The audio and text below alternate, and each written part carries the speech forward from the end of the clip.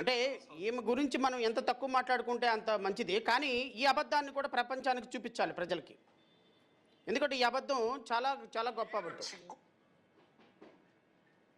కాలంలో పోలీస్ డిపార్ట్మెంట్లో తీసుకొచ్చిన కొత్త పరిణామాలు కానీ, అదేవిధంగా ఒక సక్సెస్ స్టోరీస్ కానీ, అట్ ద సేమ్ టైం మేము ఏదైతే ఇంప్లిమెంట్ చేస్తున్నామో లా అండ్ ఆర్డర్ కంట్రోల్ విషయంలో కానీ, ఈరోజు రాష్ట్రం సుభిక్షంగా ఉండాలి అంటే, రాష్ట్రానికి పరిశ్రమలు పెట్టుబడులు రావాలి అన్నా ఆ రాష్ట్రం తాలూకా లా అండ్ ఆర్డర్ ని బేస్ చేసుకుని ఉంటుందన్న సంగతి తెలిసిన వ్యక్తిగా గౌరవ ముఖ్యమంత్రి గారు ఎన్డీఏ కూటమి గవర్నమెంట్ వచ్చిన తర్వాత ప్రత్యేకంగా పోలీస్ డిపార్ట్మెంట్ మీద దృష్టి పెట్టి అనేకమైన ప్రక్షాళన చేసి ఈ రోజుకి కూడా ఈ 2 సంవత్సరాల కాలంలో లా అండ్ ఆర్డర్ విషయంలో ఎంత పక్కాగా ఉన్నామనేది చెప్పడానికి నిదర్శనం ఈ రోజు మన రాష్ట్రానికి వస్తున్న పెట్టుబడులు పరిశ్రమలే ఒక నిదర్శనంగా మనం అందరూ కూడా చెప్పొచ్చు.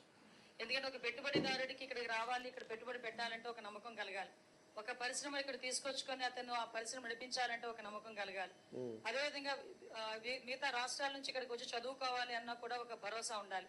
వీటన్నిటికీ కూడా ప్రధాన బేస్ ఏదంటే పోలీస్ డిపార్ట్మెంట్ తాలూకా వ్యవహార శైలి, at the same time law and order implementation. ఇప్పుడు సాయి కృష్ణ అంశం వల్ల కూడా ప్రపంచానికి ఒక మంచి 24 వరకు పోలీస్ డిపార్ట్మెంట్ అంటే ఎలా అయిపోయిందంటే ఏదో ప్రతిపక్షాలు ఇళ్ల దగ్గర కాపలా కాయడానికో, లేకపోతే ఎక్స్ సీఎం వెళ్ళేటప్పుడు పరదాలు పట్టుకుని నుంచోడానికో, లేకపోతే అక్రమ అరెస్టులు చేయటానికో, లేకపోతే వాళ్ళు ఏం చెప్తే అది చేయడానికి తప్పించి వాళ్ళకి స్వయంగా వాళ్ళ చిత్తశుద్ధితో వాళ్ళు వేసుకున్న కాకి చొక్కాకి గౌరవం ఇచ్చేటట్టు పనిచేసే పరిస్థితి కనిపించలేదు. కానీ మేము ఎన్డీఏ కూటమి గవర్నమెంట్ అధికారంలోకి వచ్చిన తర్వాత అటువంటి విధ్వంస పాలనకి చరమగీతం పాడాలి. పోలీస్ డిపార్ట్మెంట్ వాళ్ళు ప్రజలకి సేవ చేయాలి, ప్రజలకి న్యాయం చేయాలి, వినాలి రాష్ట్ర ప్రజలు. ఎందుకంటే దీని తర్వాత కౌంటర్ ఉంటుంది. పోలీస్ డిపార్ట్మెంట్ అంటే ఒక రెస్పాన్సిబిలిటీ, పోలీస్ డిపార్ట్మెంట్ అంటే ఒక రెస్పెక్ట్ అన్న ఉద్దేశంతో ఈ రోజు మా పోలీస్ డిపార్ట్మెంట్ వాళ్ళు పనిచేస్తున్న తీరుకి నేను ఈ 2 సంవత్సరాల కాలంలో చేసిన ఈ పనితీరుకి నేను ఈ వేదిక మీద వాళ్ళందరినీ కూడా అభినందిస్తున్నా. ఎందుకంటే ఇది మాకు ఒక జవాబుదారీతనం. ఈ రోజు 2 సంవత్సరాల తర్వాత మేము వచ్చి ఇది చేసామని చెప్పడానికి ఏ నాయకుడికైనా దమ్ము ఉండాలి. ఈ రోజు 2 సంవత్సరాల పరిపాలనా కాలంలో ప్రతి శాఖ మంత్రి కూడా వచ్చి ఈ రోజు మేము మా డిపార్ట్మెంట్ లో ఇది చేసామని చెప్పి గర్వంగా చెప్పగలుగుతున్నాము అంటే గవర్నమెంట్ కి ఈ రోజు పబ్లిక్ మీద ఉన్న చిత్తశుద్ధి మీకు ఎలా ఉంటుందో మీ అందరికీ కూడా అర్థం అవ్వాలి.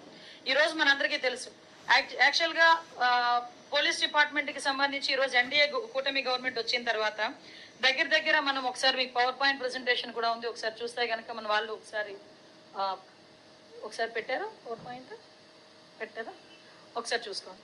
ఒకసారి బేస్ చేసుకుంటే ఈ రోజు మనకి సంబంధించి నేరాల సంఖ్య అంటే క్రైమ్ రేటు సుమారుగా 14.1% తగ్గింది. ఈరోజు క్రైమ్ రేటు ఏమండి ఎంత అన్నారు? 14.1% క్రైమ్ రేటు తగ్గింది. ఎవరు చెప్పిన దాంట్లో బుల్లెట్ పాయింట్ చెప్తాయి, కత్తిర మంత్రి గారు చెప్పిన బుల్లెట్ పాయింట్స్లో.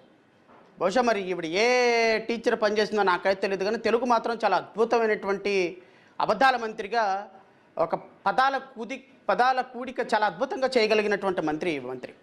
ఈ పదాల కూడికలో చెప్పినటువంటి అద్భుతమైనటువంటి అబద్ధాలు ఏంటి అంటే క్రైమ్ రేటు చాలా తగ్గింది, ఇన్విజిబుల్ పోలీసింగ్, విజిబుల్ పోలీసింగ్ చాలా అద్భుతంగా అయింది. ఈ రాష్ట్రానికి పరిశ్రమలు రావాలి అంటే, ఈ రాష్ట్రానికి ఆర్థికంగా ఏదైనా అభివృద్ధి చెందాలంటే పోలీసు యొక్క వ్యవస్థ యొక్క పనితీరు చాలా ఇంపార్టెంట్. కరెక్టే మీరు అన్నది. ఈ రాష్ట్రానికి ఈ పరిశ్రమలు రావాలన్నా, పోలీసుల పనితీరు బాగుండాలన్నా ఈ రాష్ట్రానికి జరగాల్సినటువంటి మంచి అయితే ఇది. అయితే పోలీసు వ్యవస్థ చేస్తున్న పనులేంటి? ఇప్పుడు సాయి కృష్ణ అంశంలో పోలీసు వ్యవస్థ అద్భుతంగా పనిచేసిందా? మృతి విషయంలో పోలీసు వ్యవస్థ సమాధానం చెప్పదా? తీసుకొచ్చి లాఠీలతోటి కొట్టి రోడ్ల మీద కొట్టేటువంటి రాష్ట్రానికి కంపెనీలు వస్తాయా? ఈ రాష్ట్రంలో ఎవరైతే ఒక ఎలిగేషన్ ఉందో ఆ ఎలిగేషన్ ఉన్న వ్యక్తి మీద చంపేస్తానంటే కంపెనీలు వస్తాయా? 4 కేసులు నమోదవగానే ఆ వ్యక్తిని తీసుకొచ్చి పోలీస్ స్టేషన్లో చంపేసేసి బూడిద చేసేద్దామంటే కంపెనీలు వస్తాయా? లా అండ్ ఆర్డర్ బాగుంటుందా? మరి మీ అధినేత మీద 36 కేసులు ఉన్నాయి,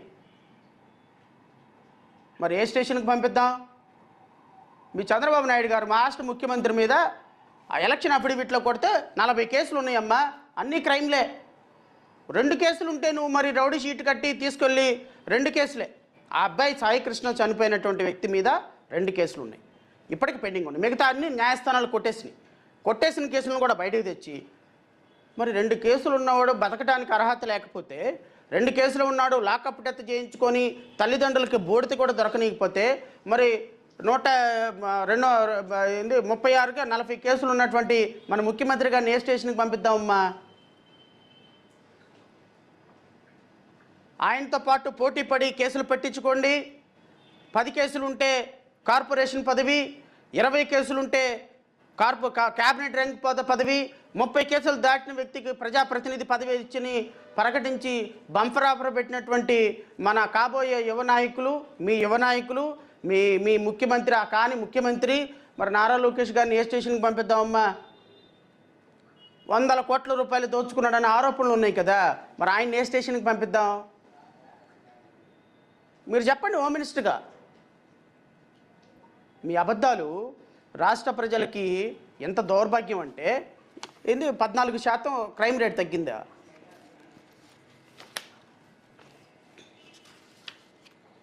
ఆంధ్రప్రదేశ్ ముఖ్యమంత్రే కదమ్మా మీరు?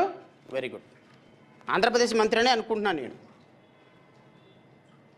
మన ఆంధ్రప్రదేశ్లో పోలీస్ డిపార్ట్మెంట్కి హెడ్ డీజీపీ అని ఒక ఆయన ఉంటారమ్మా. పాపం మనకి మిగతా వాటి మీద ఉన్న కాన్సన్ట్రేషన్, నిన్న మంత్రి అమర్నాథ్ అన్నాడు కదా, మాజీ మంత్రి అమర్నాథ్, వాటి మీద ఉన్న కాన్సన్ట్రేషన్ వీటి మీద ఉండదు. వాటి మీద ఉన్న కాన్సన్ట్రేషన్లో ఒక 10% వీటి మీద పెడితే మనకి కొస్త మంత్రి అన్న కాన్షియస్ వస్తుంది. వాటి మీద కాన్సన్ట్రేషన్ కొంచెం తగ్గించి ఈ 2 సంవత్సరాలు 3 సంవత్సరాలు దీని మీద పెట్టమ్మా. దీని మీద పెడితే కొంచెం అబద్ధాలైనా బాగా ఆడగలుగుతాం. మంత్రి హోదాలో కూర్చున్నావు కదా, మంత్రి హోదాలో కూర్చున్నప్పుడు మరి అన్ని పచ్చబద్ధాలు ఆడకూడదు. ఇది ప్రజలకు తెలియదు కదా. పాడిందే పాట పాసిపళ్ళ దాస్ అని నువ్వు ఏ పాట పాడితే మోగోడి దగ్గరికి వెళ్ళి నువ్వు ఎస్పీ బాలసుబ్రహ్మణ్యం లాగా పాడినట్టు రాష్ట్ర ప్రజల అమాయకులు పాపం వాళ్ళకేం తెలియదని నీ ఇష్టం వచ్చినట్టు అబద్ధాలు ఆడుతున్నావు. రాష్ట్ర డీజీపీ కార్యాలయం నాకు ఇచ్చినటువంటి సమాచారం అండి ఇది. ఈ సమాచారం నాకు వచ్చింది కూడా 25/5/2026 అండి. అంటే గత నెల, ఇంకా నెల కూడా కాలా నాకు ఈ సమాచారం ఇచ్చి డీజీపీ గారు. ఈ డీజీపీ గారు ఇచ్చిన సమాచారం అమ్మ file number 11030/40/2026 RTI CID dated 25/5/2026. అమ్మా ఈ సమాచారం ఇచ్చిన దాని ప్రకారం the total number of cases registered relating to the offenses against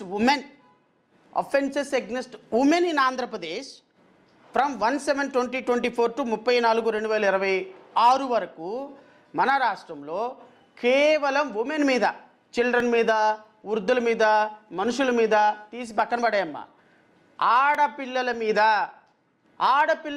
మీద అన్యాయం జరిగితే విష్ణు చక్రాల కంటే ఫాస్ట్గా వచ్చి వారిని నేను వధిస్తాను అన్నాడు కదా ఒక విష్ణుమూర్తి, ఒక రాముడు, ఒక కృష్ణుడు, ఒక అల్లా, ఒక జీసస్, ఇంకా బహుశా ఇంకా దేవుళ్ళ పేర్లు లేవు ఇంకో కొత్త పేరు పెట్టడానికి.